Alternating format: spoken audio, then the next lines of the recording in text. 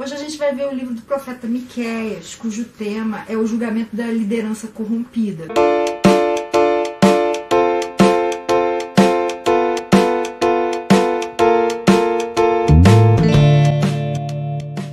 Miqueias era habitante de Judá e Deus o mandou com uma mensagem tanto contra Judá, que era o reino do sul, como contra Israel, que era o reino do norte. Essa mensagem é dirigida a todos os poderosos que são opressores, estejam onde estiverem. Da mesma forma que a profecia de Jonas, a de Miqueias foi dada na época em que a Assíria era o grande império mundial e a Babilônia estava sob o seu domínio. Mas mesmo assim o profeta avisou que Judá ia ser levado cativo para a Babilônia. Isso está no capítulo 4, verso 10. Contorça-se em agonia, ó povo da cidade de Sião, quer dizer, Jerusalém, como a mulher em trabalho de parto, porque agora terá que deixar os seus muros para habitar em campo aberto. Você irá para a Babilônia e lá será libertada. Lá o Senhor a resgatará da mão dos seus inimigos. Isso era uma profecia tão surpreendente quanto se alguém dissesse, por exemplo, na época em que a Índia era uma colônia da Inglaterra, que um determinado povo que tinha medo da Inglaterra ia ser escravizado pela Índia. E a gente sabe que a profecia de Miqueias realmente se cumpriu em 586 a.C.,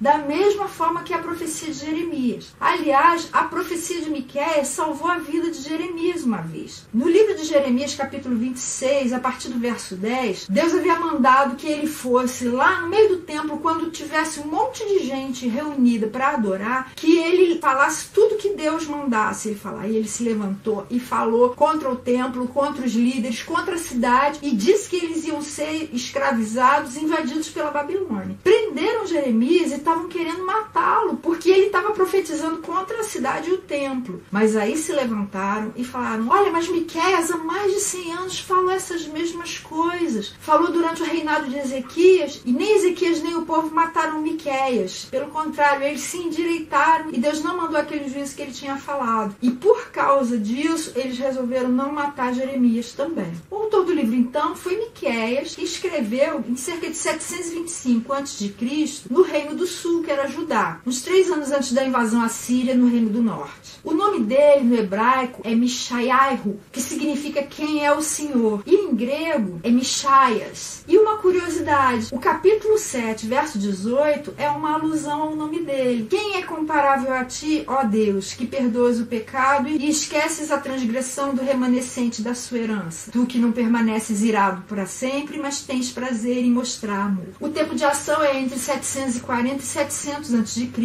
e ele profetizou ao mesmo tempo que Oséias e Isaías. E o verso-chave, que é aquele que resume a ideia principal do livro, está no capítulo 6, verso 8. Ele mostrou a você, ó homem, o que é bom e o que o Senhor exige. Pratique a justiça, ame a fidelidade e ande humildemente com o seu Deus. E como a gente pode dividir o livro? Eu coloquei 3 partes. A primeira, que são os capítulos 1 e 2, é uma mensagem de repreensão a todos os poderosos. A segunda parte, que são os capítulos 3 a 5, é uma mensagem de repreensão aos judeus. E a última parte, que vai do capítulo 6 ao 7, mostra a restauração que viria após a disciplina de Deus. E como a gente pode ver Jesus nesse livro? Primeiramente na pessoa de Miqueias, que estava cheio do Espírito Santo. Olha o capítulo 3, verso 8. Quanto a mim, graças ao poder do Espírito do Senhor, estou cheio de força e de justiça, para declarar a Jacó a sua transgressão e a Israel o seu pecado. Lá em Lucas, capítulo 4, verso 1, está contando o que aconteceu depois que Jesus foi batizado por João Batista no Rio Jordão. Jesus, cheio do Espírito Santo, voltou do Jordão e foi levado pelo Espírito ao deserto. Jesus também era cheio do Espírito Santo.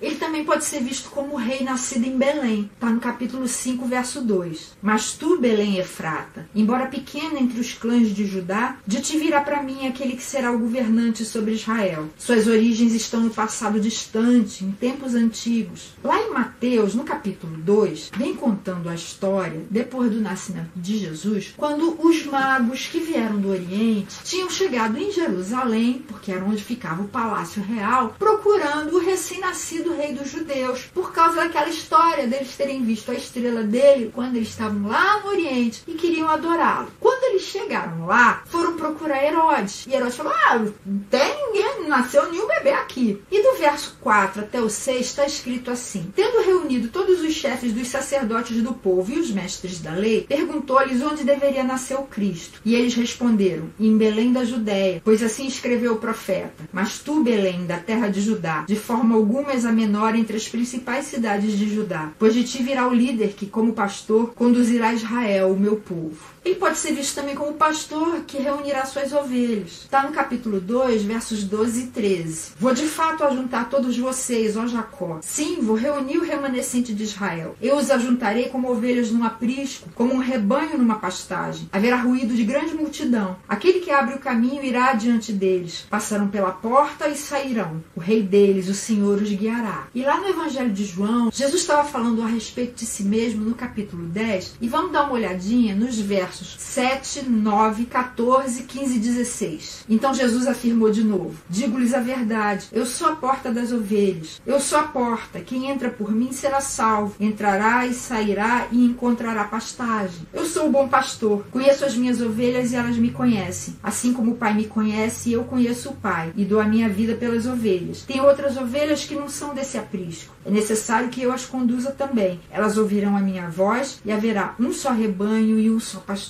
E também pode ser visto como pastor que trará paz. Está no capítulo 5, versos 4 e 5. Ele se estabelecerá e os pastoreará na força do Senhor, na majestade do nome do Senhor, o seu Deus. E eles viverão em segurança, pois a grandeza dele alcançará os confins da terra. Ele será a sua paz. Ainda no Evangelho de João, nesse capítulo 10, no verso 11, Jesus falou assim: eu sou o bom pastor. O bom pastor dá a sua vida pelas ovelhas. E no capítulo 14, no verso 27, Jesus falou assim durante a última ceia: deixo-lhes a paz, a minha paz lhes dou. Não a dou como o mundo a dá. Não se perturbe o seu coração, nem tenham medo. Jesus é o pastor que dá paz. E a paz dele não é como essa paz do mundo, não, que a qualquer momento pode ser tirada com uma ameaça de guerra. A paz de Jesus é permanente, é profunda, continua com a gente, mesmo quando tudo à nossa volta está tentando tirar essa paz. E ele também pode ser visto como o juiz, que está no capítulo 4, verso 3. Ele julgará entre muitos povos e resolverá contendas entre nações poderosas e distantes. Das suas espadas farão arados e das suas lanças foices. Nenhuma nação erguerá a espada contra a outra, e não aprenderão mais a guerra. E na segunda carta a Timóteo, Paulo fala assim no capítulo 4, verso 1, a respeito de Jesus: na presença de Deus e de Cristo Jesus, que há de julgar os vivos e os mortos por sua manifestação e por seu reino, eu o exorto solenemente. E existem lições para nós aí? Existem. A primeira é que Deus tem uma missão para cada um de nós. E às vezes a gente tem tanta oposição, tentando fazer com que a gente desista, que só o Espírito Santo pode dar pra gente poder, amor e coragem para que a gente se mantenha firme e não desista da nossa missão. Quando Miqueias chegou com a sua mensagem, no capítulo 2, verso 6, fala como o povo reagiu ao ouvir. Não preguem, diziam os seus profetas. Não preguem acerca dessas coisas. A desgraça não nos alcançará. E no capítulo 3, verso 8, ele fala assim: mas quanto a mim, graças ao poder do Espírito do Senhor, estou cheio de força e de justiça para declarar a Jacó a sua transgressão e a Israel o seu pecado. Era a missão dele. E o Espírito Santo dava para ele tudo aquilo que fosse necessário para que ele levasse até o fim essa missão, essa atribuição que Deus tinha dado para ele. Com a gente é a mesma coisa. Cada um de nós tem uma missão diferente aqui na Terra. A sua missão pode ser criar os seus filhos de uma forma que honre a Deus. Pode ser estar à frente de uma turma de alunos rebeldes para que eles possam ser enriquecidos, ser transformados, ser influenciados pela sua presença, pelo seu comportamento. Sua missão pode ser pregar o Evangelho diante de uma multidão. Você pode ter uma missão dentre 1000 tipos diferentes, mas aquilo que for necessário para que você a leve até o fim, Deus vai dar para você. Portanto, mesmo naqueles momentos em que aparece oposição e que dá a maior vontade de desistir, lembre-se disso e mantenha-se firme, porque Ele já capacitou você e já colocou à sua disposição pelo Espírito Santo tudo aquilo que vai ser necessário para você não desistir. A segunda lição é que existe uma diferença muito grande entre religiosidade e vida com Deus. E Deus não se deixa enganar pela nossa religiosidade, não. No capítulo 6, versos 6 a 8, está escrito assim: com que eu poderia comparecer diante do Senhor e curvar-me perante o Deus exaltado? Deveria oferecer holocaustos de bezerros de um ano Ficaria o Senhor satisfeito com milhares de carneiros, com 10.000 ribeiros de azeite? Devo oferecer o meu filho mais velho por causa da minha transgressão, o fruto do meu corpo por causa do pecado que eu cometi? Ele mostrou a você, ó homem, o que é bom e o que o Senhor exige. Pratique a justiça, ame a fidelidade e ande humildemente com o seu Deus. Deus não quer rituais, Deus não quer religiosidade, Deus não quer que a gente vá para a igreja só por causa de uma agenda que a gente estabeleceu. Deus não quer que a gente fique orando palavras que só saem da boca, mas não saem do coração. Deus quer que a gente ande dessa forma, praticando a justiça, amando a fidelidade e andando com Ele humildemente. É isso que Ele deseja de nós. O resto é só exterioridade. Então, liberte-se dessas coisas, liberte-se das aparências. O que importa para Deus e deve importar para você é o seu coração, é a sua vida com Ele. E é aquilo que vai brotar como resultado disso. E a última lição é que quando Deus nos perdoa, Ele perdoa mesmo. Ele lança os nossos pecados no fundo do mar e não se lembra mais deles. Olha o que está escrito no capítulo 7, verso 19.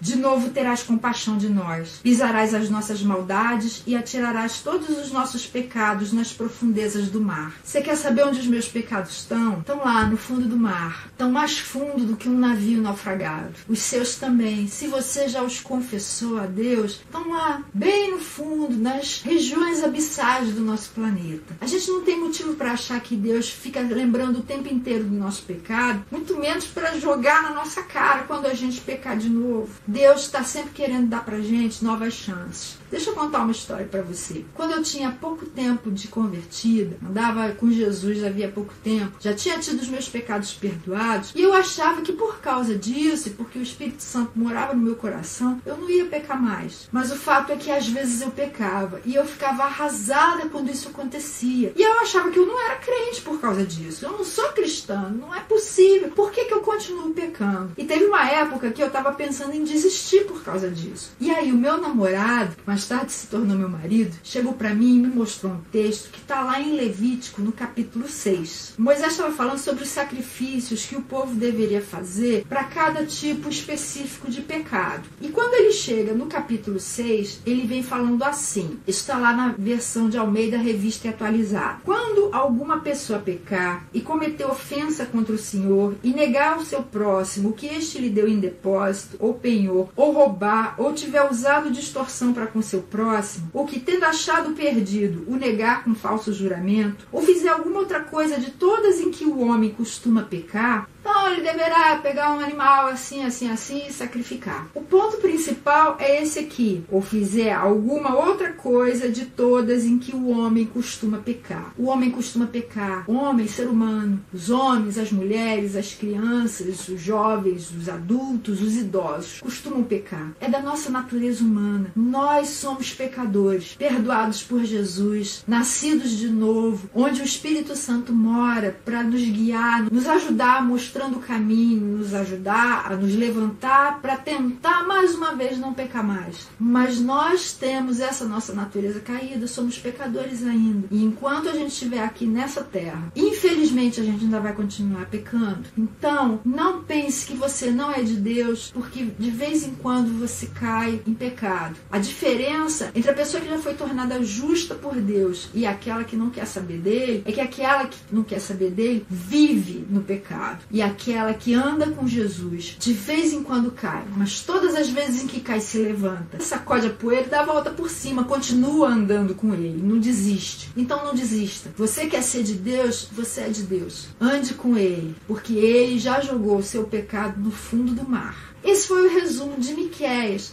Na semana que vem a gente vai ver o livro do profeta Naum, que da mesma forma que Jonas traz uma profecia contra Nínive. Não perca!